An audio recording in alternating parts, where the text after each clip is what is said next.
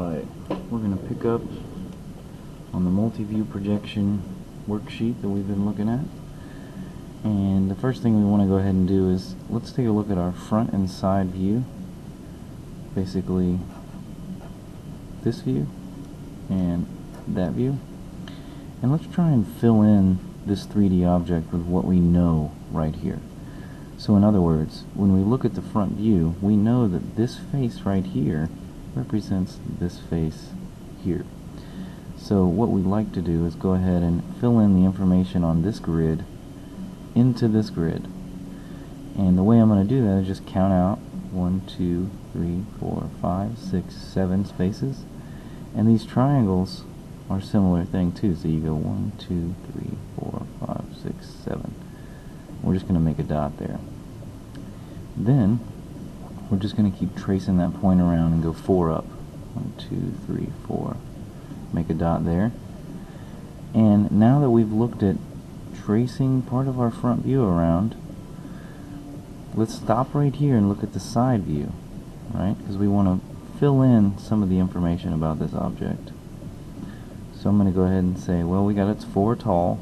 How wide is it? 1, 2, 3. Or how deep? Well, what's the depth? 1, 2, 3, 4, 5, 6. 1, 2, 3, 4, 5, 6. And we're going to connect that with a white line. And we can take this down. And now that we know that this forms an L shape, we can bring this line down and let it meet to there. So now we've created a back face. Right? In other words, that area there represents a block out on the side view. Now, we need to figure out how wide from this corner do we need to go back. Well, there's 2 ways we can do that. One is we could measure from this line that kind of looks like the edge over 4, or we could take the depth of this leg, right? If this is the vertical leg, we could take the depth at two squares. So we count over 1, 2, and we make that connection. And now we know this forms that L shape, so if you just kind of use a little bit of sketching and a little bit of graphics, you can see how that shape becomes complete. So we're going to fill in this little bit of info here. Now we've created basically a block out that looks sort of like that, right? But really we need to add in this curve and these curves. Well, let's find the center of this curve. It's going to be 1, 2, 3, 1, 2. So we're going to go over 1, 2, 3 and go down 1, 2. And that's going to be your center right there. So we're going to take that. This curve is 2 squares wide.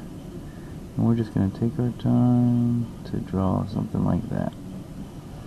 And then come straight up. And now we're almost there. We got to make sure we show the depth again. These are 2 squares deep. So you need to subdivide that as shown. Show the back leg of it there because that's the back. And now let's add these little curved edges. They're only one cube curve. So we're going to take and go from this point to this point and create a little arc. And we'll make a little horizontal line there to represent that arc. On the back side, you don't see that arc as much. So now what you've got is a complete shape showing the outside of that object. And if you'd like, you can go ahead and darken in what really counts. So for instance, I would take and darken in these areas here, right? The curve, the straight portion, and then over and down.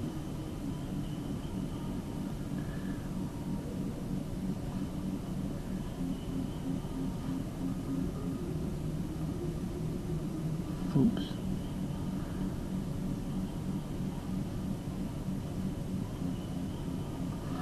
Now we get that kind of curved look. So now that we've completed that isometric, looking at some of what we have in the drawing, we can go ahead and complete our top view, because remember, our top view is looking down that way, right? Our top view is how we look at the top portion of this. So that would be all this stuff, even up here. So we're going to use our guidelines, our projection lines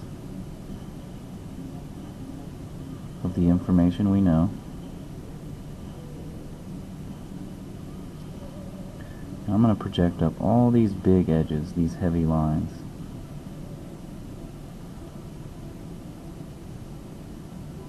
Notice all I'm doing is extending them to this little corner they've provided us.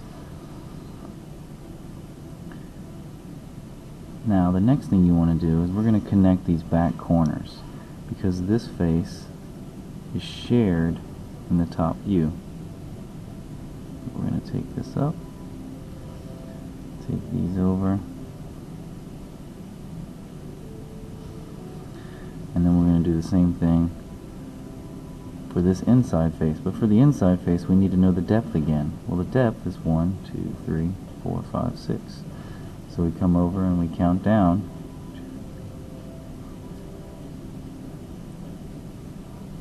So the top view is going to fit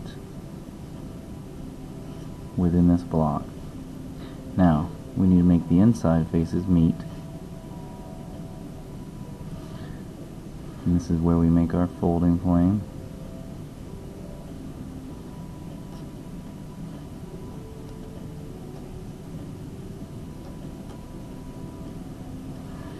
And now all of our lines that come up are going to hit this plane and then go that direction.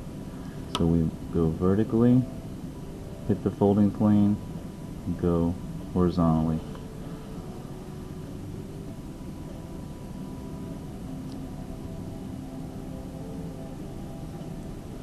And even we're going to do this middle one right here,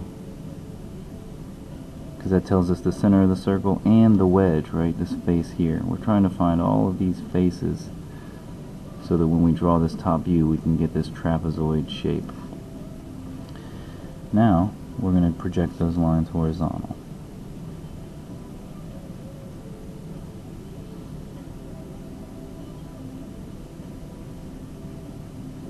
And even the center line.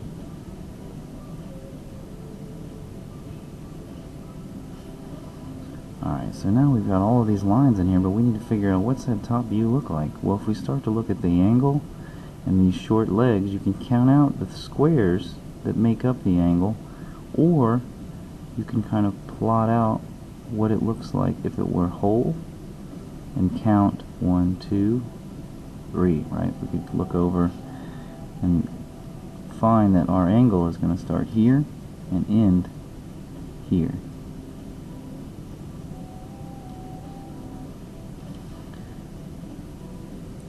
And then the leg goes up, right? We still need to find our circle, right? We need this portion here. And in order to find that, we have to count over to find the centers of the circles here. So we're going to go 1, 2, 1, 2, 3. So it's 2 down, 3 over. So we go 2 down, 1, 2, 3. 3 over. So this is the center of one of our circles. The next one is 1, 2 down. 1, 2. So this is the center of the next circle. Right? And we can look at this arc. That arc takes up 2 squares.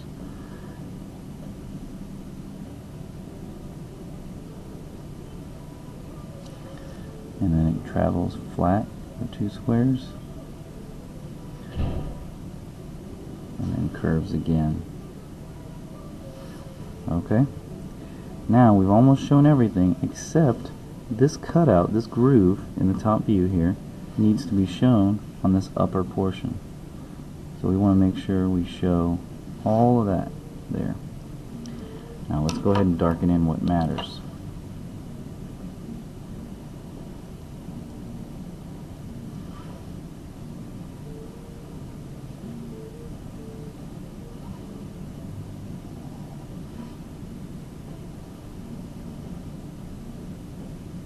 Now all of this starts with looking at the 3D view, how to complete the 3D view with only 2D view information, and then taking some of that 3D view information and applying it to finish the 2D information. So it's a dialogue back and forth between you and the drawing, filling in the pieces of information, the context clues. So now we have all of our views there. Oops.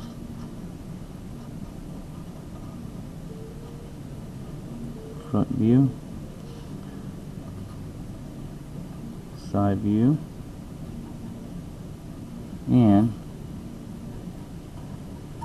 top view. And that's how you end up with all of your views shown appropriately, filling in the information kind of from our side and front to the 3D, and then taking some of that 3D and applying it back to figure out our top view. And next we'll move on to the V-stop, and we'll start the V-stop and talk about that shortly.